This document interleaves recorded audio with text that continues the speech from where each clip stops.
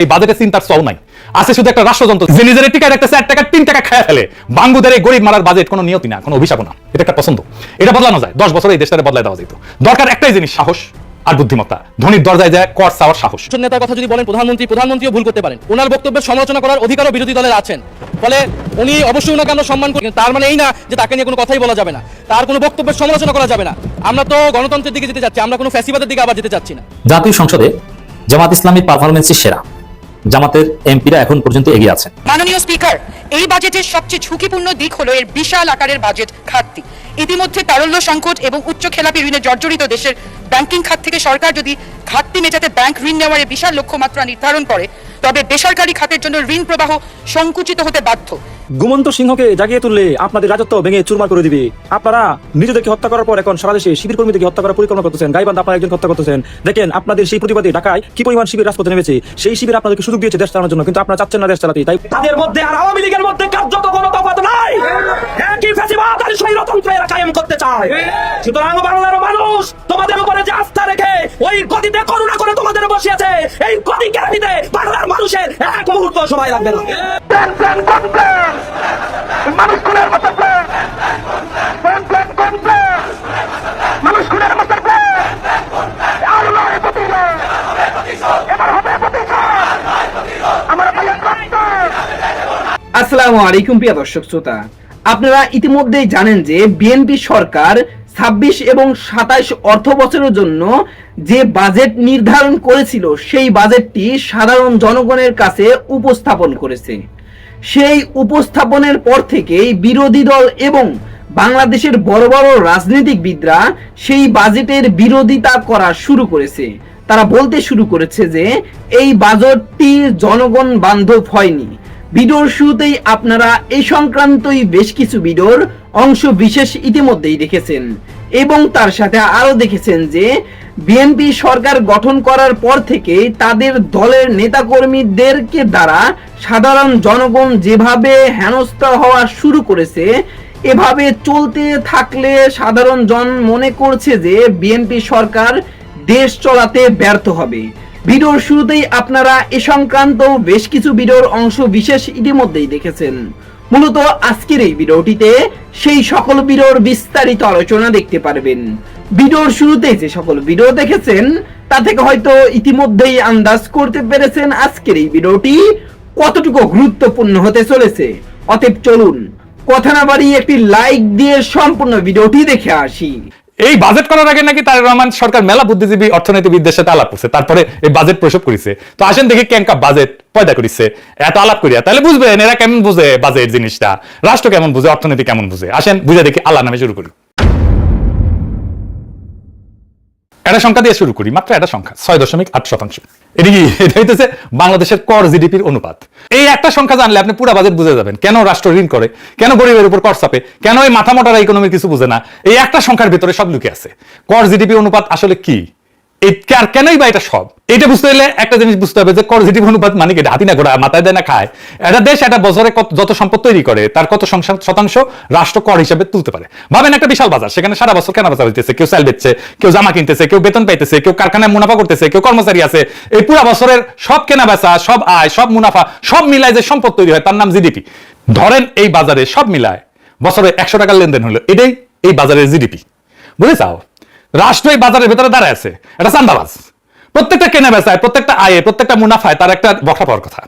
বিক্রিতে ভ্যাট, আয়ে আয়কর, মুনাফায় কর্পোরেট কর, আমদানিতে ট্যাক্স, এই বখরাটাই কর। তাহলে প্রশ্ন, 100 টাকায় বাজার থেকে রাষ্ট্র কত টাকা ভাগ তুলতে পারলো, বখরা তুলতে পারলো? এটা হইতেছে রাষ্ট্রের ক্ষমতা। উন্নত দেশে তোলে 34 টাকা, বাংলাদেশে মাত্র 6 টাকা 80 পয়সা। এই 100 টাকার 6 টাকা 80 পয়সা, এটাই কর জিডিপি অনুপাত। বাজার বিশাল, কিন্তু রাষ্ট্রের হাতে আসে সামান্য। কর জিডিপি রেশিও এটা শুধু টাকার হিসাব না, এটা রাষ্ট্রের ক্ষমতার পরিমাপ। একটা রাষ্ট্র তার নাগরিক, বিশেষ করে ধনী নাগরিকের কাছ থেকে কতটা আদায় করতে পারে সেটাই বলে দেয় রাষ্ট্রটা কতটা শক্তিশালী। তুলনা করেন, ইন্ডিয়ার কর জিডিপি 12%, নেপাল এমনকি যুদ্ধবিধ্বস্ত অর্থনীতির দেশগুলো আমাদের চেয়ে বেশি তোলে। আমরা দক্ষিণ এশিয়ার সবচেয়ে নিচের দিকে। কেন উন্নত দেশ উন্নত, এই একটা সংখ্যাই বলে দেয়। বলে ধনী দেশগুলো যেমন আমেরিকা, জার্মানি, ফ্রান্স, জাপান আছে না, তাদের গড় কর জিডিপি অনুপাত হইতেছে 34%। ডেনমার্ক তোলে 45%, ফ্রান্স তোলে 43%। এবার মিলান, বাংলাদেশ 6.8, মানে উন্নত দেশগুলো তাদের অর্থনীতি থেকে আমাদের চেয়ে 5 গুণ বেশি কর তোলে। এই 5 গুণের ভিতরে লুকায় আছে কেন তারা উন্নত। ডেনমার্কে সবার জন্য বিনামূল্যে শিক্ষা, বিনামূল্যে চিকিৎসা, বেকার ভাতা, এইসব আসমান থেকে পড়ে না, আসে ওই 45% কর থেকে, কর জিডিপি অনুপাত থেকে। রাষ্ট্র ধনীর কাছ থেকে আদায় করে, তারপর সবার জন্য খরচ করে। এটাই উন্নত রাষ্ট্রের মূল মন্ত্র। আর আমরা তুলি 6.8%, তাই এটা তুলে রাষ্ট্র কি দিতে পারবে? তাই স্কুল ভাঙা, হাসপাতালে বেড নাই, ওষুধ নাই, ডাক্তার থাকে না, রাস্তায় গর্ত, কম কর মানে দুর্বল রাষ্ট্র, দুর্বল রাষ্ট্র মানে নাগরিকের জন্য কিছু করতে না পারা। এটাই বিএনপি সরকারের টার্গেট দিছে যে 9.6% নাকি নিবি। হ্যাঁ, 5 বছরে 6.8 থেকে 9.6%, মানে সরকার নিজেই স্বীকার করে নিচ্ছে 5 বছরেও তারা 10% দিতে পারবে না। যেখানে ডেনমার্ক 45% আর উন্নত দেশগুলোর গড় হইতেছে 34%। বাংলাদেশ 5 বছরের চেষ্টা করে 10-এর নিচে থাকবে, উন্নত বিশ্ব যেখানে দাঁড়ায় আছে তার ধারে কাছেও না। একটা রাষ্ট্র যদি তার অর্থনীতির 10% কর হিসেবে তুলতে না পারে, তাহলে নিজের ভবিষ্যৎ নিজের অর্থায়ন করতে পারবে না। তো তাকে অন্যের উপরে নির্ভর করতে হবে, ঋণের উপরে নির্ভর করতে হবে, রেমিটেন্সের উপরে নির্ভর করতে হবে, বিদেশি সাহায্যের উপরে নির্ভর করতে হবে। আর যে নিজের খরচ নিজে চালাইতে পারে না, সে স্বাধীনভাবে সিদ্ধান্ত নিতে পারে না। কর জিডিপি 6.8% মানে শুধু কম রাজস্ব না, মানে এটা একটা পরনির্ভর রাষ্ট্র। আচ্ছা, এবার আসেন, এটা খুব ইন্টারেস্টিং জায়গা দেখি। সরকার তো ট্যাক্স তুলবে, কিভাবে তুলবে? তার ইনস্টিটিউট দিয়া, তাই না? কর্মী বাহিনী দিয়া। তো জনগণ তো তার সেবা দেখবে, সরকারি সেবা দেখবে, এমন ভাবে দেখবে যে মানুষ আগ্রহ নিয়ে ট্যাক্স দিবে। সে জানবে যে এই ট্যাক্সের টাকায় এমন সব সেবা আর সুবিধা পাবে যে সেটা নিজেও ব্যবহার করতে পারবে। এই যে রাষ্ট্রযন্ত্র আমরা পালি, পুলিশ, আর্মি, আমলা, কর্মচারী, এইসব তো নাগরিকদের জন্য, রাষ্ট্রের সেবা নিশ্চিত করার জন্য, তারাই তো ট্যাক্স তুলবে। তাহলে আসেন দেখি এই বিপুল রাষ্ট্রযন্ত্রকে পালতে আমরা কত খরচা করি আর তার তুলনায় কি পাই। এই বাজেট তো 9,38,000 কোটি টাকা, তাই না? কাদের জন্য? সবাই লাফাইতেছে, ইতিহাসের সবচেয়ে বড় বাজেট দিছে বিএনপি। তো এই বাজেটের টাকা কার জন্য খরচা হবে? আমার আপনার জন্য না, আমার আপনার জন্য না। এই বাজেটের 4/3 সরকারের পরিচালন ব্যয়, মানে বেতন ভাতা, প্রশাসন, অফিস, গাড়ি আর পুরানো ঋণের সুদ। মোট বাজেটের 74.5%, প্রায় 3/4, মানে কি দাঁড়াইলো? বাজেটের প্রত্যেক 4 টাকার মধ্যে প্রায় 3 টাকা চলে যাবে রাষ্ট্রযন্ত্রটাকে সচল রাখতে। সরকারি কর্মচারী বেতন, অফিসের খরচ আর অতীতের দেনার সুদ। এই 3 টাকা কোনো নতুন কিছু তৈরি করবে না, কোনো কারখানা না, কোনো রাস্তা না, কোনো হাসপাতাল না। শুধু সরকারি বেতন ভাতায় 89,380 কোটি টাকা, বাজেটের প্রায় 9.5%। সুদ 1,27,500 কোটি টাকা, আরো 13.5%। দুইটা মিলে বাজেটের প্রায় 1/4, শুধু বেতন আর সুদ। একটা উন্নত রাষ্ট্রে বাজেটের সিংহভাগ যায় নাগরিকের দিকে, আর বাংলাদেশে 3/4 যায় রাষ্ট্রযন্ত্রের দিকে, নিজেকে টিকায় রাখতে। সেই রাষ্ট্রযন্ত্র যা ট্যাক্সের টাকা তুলতে পারে না, কোনো সেবাই দিতে পারে না, না স্বাস্থ্য, না শিক্ষা, না অবকাঠামো, না ব্যবসার সুবিধা। একটা উন্নত দেশে বাজেট হইল নাগরিকের জন্য রাষ্ট্রের খরচ। বাংলাদেশের বাজেট হইল রাষ্ট্রযন্ত্র টিকায় রাখার জন্য নাগরিকের খরচ। উন্নত রাষ্ট্র সংগ্রহ করে জনগণের কাছ থেকে, ফেরত দেয় জনগণকে। আর আমাদের রাষ্ট্র সংগ্রহ করে জনগণের কাছ থেকে, খরচ করে নিজের জন্য। যে বাজেট তার নিজের অস্তিত্ব টিকে রাখতে 3/4 নষ্ট করে ফেলে, খাইয়া ফেলে, সে বাজেট জনগণের ভবিষ্যৎ গড়ার বাজেট না, সেটা রাষ্ট্রের আত্মরক্ষার বাজেট। বাজেটের একক বৃহত্তম খাত কোনটা জানেন? জনপ্রশাসন। মোট বাজেটের 15%, শিক্ষার চেয়ে বেশি, স্বাস্থ্যের 2.5 গুণ, প্রতিরক্ষার 3 গুণ। বাজেটের সবচেয়ে বড় খাত নাগরিকের শিক্ষা বা স্বাস্থ্য না, প্রশাসন নিজে। যাদের ছাড় না বললে মাইন্ড করে, সেই জনপ্রশাসন যারা হাসিনার আমলে বিনা ভোটে নির্বাচন করছে, সেই জনপ্রশাসন যারা হাসিনার পড়ার পরে ইউনিট সরকারের কাছ থেকে বেতন বাড়িয়ে নিচ্ছে, সেই জনপ্রশাসন যারা বাংলাদেশের সম্পদ লুট করে অবসর জীবনে পশ্চিমে পাড়ি জমায়, সেই জনপ্রশাসন যাদের বেতনের টাকায় সংসার ঠিক মতো চলার কথা না থাকলেও পোলা মাইয়ারা বিদেশে পড়াশোনা করে, নিজের হেলথ চেকআপের জন্য যায় বিদেশে।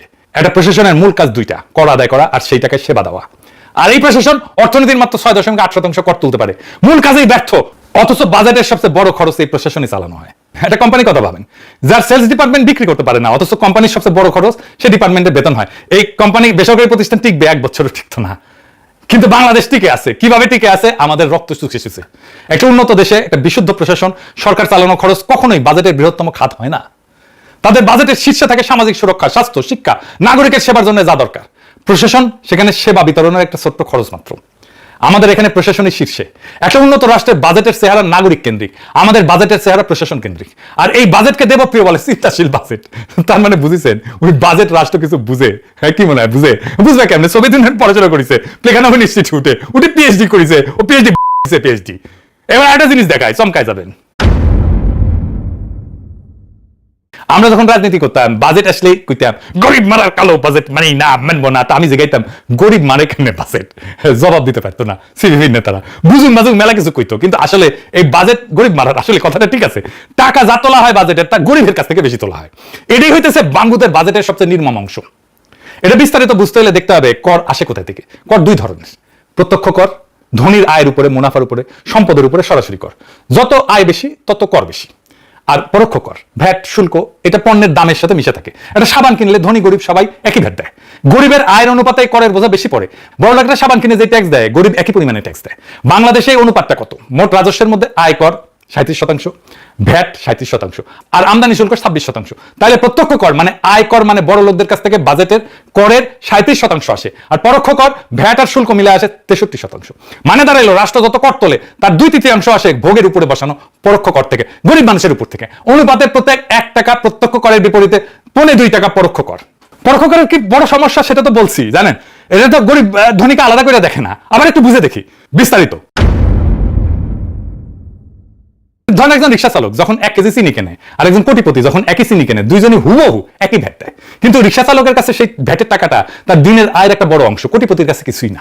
আরেকটা উদাহরণ দিই, ধরেন একজনের মাসিক আয় 10,000 টাকা আর একজনের 10 লাখ টাকা, দুইজনেই মাসে চাল ডাল সাবান ভ্যাট সব মিলে ভ্যাট দিল 500 টাকা। গরিব মানুষটা আয়ের 5% চলে গেল ভ্যাটে, ধনী মানুষটার গেল 0.05%। 100 গুণ পার্থক্য। দুই মানুষে একই ভ্যাট দিল, একই সেবা পাইলো, কিন্তু পার্থক্য 100 গুণ। একই কর কিন্তু বোঝা উল্টা দিকে, যত গরিব তত বেশি বোঝা। এটাই পরোক্ষ করের আসল চেহারা। আর বাংলাদেশের রাষ্ট্র চলে মূলত এই করের 2/3। তাহলে গরিব মারার কর ব্যবস্থা না এটা? এবার উন্নত দেশের সাথে মিলান। আর মন দিয়ে শোনেন সংখ্যাটা, ধনী দেশগুলোতে ভোগের উপরে বসানো কর মানে আমাদের ভ্যাট শুল্কের সমতুল্য, মোট করের মাত্র 31%। আমেরিকা আরো কম, 17%। আর সেখানে বেশিরভাগ কর আসে আয়ের উপরে, মুনাফার উপরে, সামাজিক নিরাপত্তা অবদানের উপরে, সরাসরি প্রত্যক্ষ কর। পার্থক্যটা ধরেন, বাংলাদেশে ভোগের কর 63%, উন্নত দেশে 31%। মানে আমরা সাধারণ মানুষের ভোগের উপরে তাদের চাইতে দ্বিগুণ হারে নির্ভর করি, আর তারা ধনীর আয়ের উপরে আমাদের চেয়ে অনেক বেশি নির্ভর করে। দুই একটা পার্থক্য বলে দেয় দুই ধরনের রাষ্ট্রের চরিত্র। উন্নত রাষ্ট্র ধনীর কাছ থেকে আদায় করে, গরিবকে রেহাই দেয়। আমাদের রাষ্ট্র গরিবের ভোগ থেকে আদায় করে, ধনীকে রেহাই দেয়। এই জিনিস, এটাই কর, কিন্তু উল্টা দিকে বসানো। আমরা তো আমেরিকা গালি দিতে দিতে একেবারে হয়রান হয়ে যায়, সাম্রাজ্যবাদ নিয়ে পাচ্ছে। দেখেন তাদের কর ব্যবস্থাটা কেমন গরিব বান্ধব। তা এখন কেন বাংলাদেশ রাষ্ট্র ধনীর আয়ের উপরে কর তুলে অনুপাত তুলতে দিতে পারে না? কেন উন্নত দেশে পারে? কারণ যেই শ্রেণী প্রত্যক্ষ কর দেবে তারা বড় ব্যবসায়ী, শিল্পপতি, জমির মালিক। রাষ্ট্র তাদের উপরে নির্ভরশীল, নির্বাচনে টাকা লাগে, দল চালাতে টাকা লাগে, ক্ষমতায় থাকতে ব্যবসায়িক জোট লাগে। ফলে রাষ্ট্র সেই শ্রেণীকে শাসন করে না, তাদের সেবা করে। আর কর তুলে আনে যাদের কোনো দর কষাকষির ক্ষমতা নাই, সাধারণ ভোক্তার কাছে থেকে। প্রত্যেকটা কেনাকাটার ভিতরে লুকায় সে করটা তোলে। তাই এই যে কর জিডিপি রেশিও 6.8%, এটা কোনো টেকনিক্যাল ফেলিওর না, এটি সিস্টেম। এইভাবে বানানো হয়েছে সিস্টেম। এটা একটা রাজনৈতিক সত্য। এই রাষ্ট্রের সাথে তার ধনী নাগরিকের প্রকৃত কোনো করের চুক্তি নাই। শ্রেণী আছে, কিন্তু রাষ্ট্র তাদের কর জালের মধ্যে আনতে সক্ষম না, কারণ রাষ্ট্রটাই সেই শ্রেণীর হাতে বন্দী। এই কারণে আমাদের কর জিডিপি রেশিও বাড়ে না। আর একটা জিনিস দেখেন, কর কম ওঠার জন্য কি কাফারা আমরা দিই। পর্যাপ্ত কর তুলতে না পারলে সরকারকে ঋণ নিতে হয়, যে ঋণ নিচ্ছে তার সুদ দিতে হয়। এই সুদে 1 বছরে কত দিতে হবে জানেন? এই 1 বছরে 1,27,500 কোটি টাকা। 1,27,500 কোটি টাকা। শিক্ষায় 1,36,000 কোটি টাকা, সুদে 1,27,500 কোটি টাকা। সুদের বিল শিক্ষা বাজেটের প্রায় সমান। একটা জাতির পুরো শিক্ষা, স্কুল, সব স্কুল, কলেজ, বিশ্ববিদ্যালয়, শিক্ষকের বেতন, বই, অবকাঠামো, তার পেছনে রাষ্ট্র যা খরচ করে প্রায় ততটাই দিতে হইতেছে শুধু পুরনো ঋণের সুদে। যে রাষ্ট্রের অতীতের দেনা তার ভবিষ্যতের বিনিয়োগের সমান, সে সামনে আগাইতেছে না পিছাইতেছে? লুথার কিং এর সামনে তো কোনো পথ নাই। কর তুলতে না পারলে ঋণ করতে হবে, ঋণ করলে সুদ দিতে হবে, সুদ দিলে এই শিক্ষায় টাকা কমে যাবে। কিন্তু কোন খাতে বরাদ্দ কমলো দৃশ্যমান ভাবে, এটা জানেন? আমাদের আর্মি ভাইরা জানেন না? আসেন দেখে দিই। যখন কোনো খাতে বরাদ্দ বাড়লো বলা হয় সেটা টাকার অঙ্কে, কিন্তু টাকার দাম তো প্রত্যেক বছর কমতেছে। সেটার নাম মূল্যস্ফীতি। আমরা জানি সরকার নিজের হিসাবে মূল্যস্ফীতি 7.5%-এর আশেপাশে। মানে গত বছর যে কাজ করতে 100 টাকা লাগতো, এই বছর সেটা করতে 107 টাকার বেশি লাগবে। তাই কোনো খাতের বরাদ্দ যদি 7.5%-এর কম বাড়ে, তাহলে টাকার অঙ্কে বাড়লেও সে আসলে খাত আগের চেয়ে কম টাকা পাইলো। মূল্যস্ফীতি পুরো এটা খেয়ে ফেললো। এবার তাহলে মন্ত্রণালয়গুলো দেখি, প্রতিরক্ষা মন্ত্রণালয় 42,497 কোটি টাকা পাইছে, টাকার অঙ্কে বাড়লো 4%, কিন্তু মূল্যস্ফীতি 7%। বিয়োগ করেন প্রকৃত অর্থে প্রতিরক্ষা বাজেট আসলে 3% কমছে। এবার স্বরাষ্ট্র মন্ত্রণালয়, পুলিশ, র্যাব, বিজিবি, আনসার 27,000 থেকে 31,000 কোটি টাকা, টাকার অঙ্কে 15% পাইছে। মূল্যস্ফীতি বাদ দিলেও প্রকৃত বৃদ্ধি 7.5%। দুইটা পাশাপাশি রাখেন, মূল্যস্ফীতির পর প্রতিরক্ষা কমলো, স্বরাষ্ট্র বাড়লো 7.5%। সব খাতে বরাদ্দ যখন মূল্যস্ফীতিতে ক্ষয় হইতেছে, তখন রাষ্ট্রের নিপীড়নের যন্ত্র যা হাসিনার নির্দেশ অক্ষর অক্ষরে পালন করে গেছে, শেষ পর্যন্ত আপা পালানোর পর যাত্রাবাড়িতে পালানোর সময় গুলি করে গণহত্যা করছে, কাজ হতো এরাই একমাত্র খাত যা সত্যিকার অর্থে মোটা হইল। যে অভ্যুত্থান হয়েছিল হাসিনার পুলিশের দমন পীড়নের বিরুদ্ধে, যে সরকার পরিবর্তনের বয়ান নিয়ে আসলো, আর প্রথম বাজেটে শিলং সালাউদ্দিন প্রতিরক্ষা কমাইলো, স্বরাষ্ট্র বানাইলো, নিজেরটা বেড়াই নিল। যে সামরিক বাহিনী বিপ্লবের পক্ষে দাঁড়াইলো, তার বরাদ্দ কমলো আজিব ভাত। এখন আমার ক্ষুদ্র ভাতার ভগিনীরা কইবে, তাহলে কিভাবে আমরা রাষ্ট্রের আয় বাড়াইতে পারি? আপনি কইয়া দেন, আমি আর কি কমু কর। আপনারা দেখছেন জামাত এনসিপি দুই দলে বিকল্প বাজেট দিছে না, দুই দলের একটা টিম কাজ করছে না, করছে তো। কর জিডিপি 6.8 থেকে বাড়াইতাম আমি। কর বাড়ানোর কথা উঠলে সরকার একটা কাজই করে, যে ইতিমধ্যে যারা কর দেয় তার ঘাড়ে আরো ট্যাক্স চাপায়, ভ্যাট চাপায়, করদাতার হার বাড়ায়।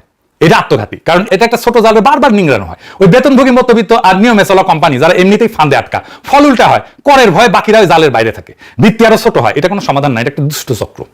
আসল রাস্তা হার বাড়ানো না, ভিত্তি বাড়ানো। আর এটার একটাই উপায় হইতেছে ফর্মালাইজেশন। এটা সংখ্যা শোনেন, আমাদের কর্মসংস্থানের 88% ইনফর্মাল। প্রায় 9 কোটি মানুষ এমন এক অর্থনীতিতে কাজ করে যা রাষ্ট্রের চোখে অদৃশ্য, অথচ এরা কিন্তু অর্থনৈতিক ইকোনমির ভেতরে আছে। তারা সম্পদ সৃষ্টি করতেছে, কেনাবেচা করতেছে, আয় করতেছে, কিন্তু কর জালের বাইরে আছে। কর জিডিপি 6.8 মানে এই অর্থনীতির বিশাল অংশটা রাষ্ট্রের নাগালের বাইরে। এইটা একটা ছায়া অর্থনীতি, এটার আলোয় আনতে হবে। এটাই হওয়া উচিত কেন্দ্রীয় অগ্রাধিকার, কারণ এইটাই কর বাড়ানোর একমাত্র সৎ যন্ত্র। কেন? রাষ্ট্র যা মাপতে পারে না, তার তো শাসন করতে পারে না। কর তো দূরের কথা, যে অর্থনীতির পরিসংখ্যানে নাই, সেখান থেকে রাষ্ট্র 1 পয়সা তুলতে পারবে না, পারবেই না। আর সেই মানুষগুলো 1 পয়সা দেবেও না। ইনফর্মাল মানুষ কেন কর দেয় না? কারণ কর দিয়া বিনিময়ে তো সে কিছু পায় না। রাষ্ট্র যদি বলে যে তুমি আমার কর দাও, তা মানুষ কবে কেন তুমি আমার জন্য কি করো, তোমার আমি কেন কর দেবো? তাই কাজ হয় তখন একটাই দ্বিমুখী, তুমি কর দাও, বিনিময়ে পাও কিছু। কি কি?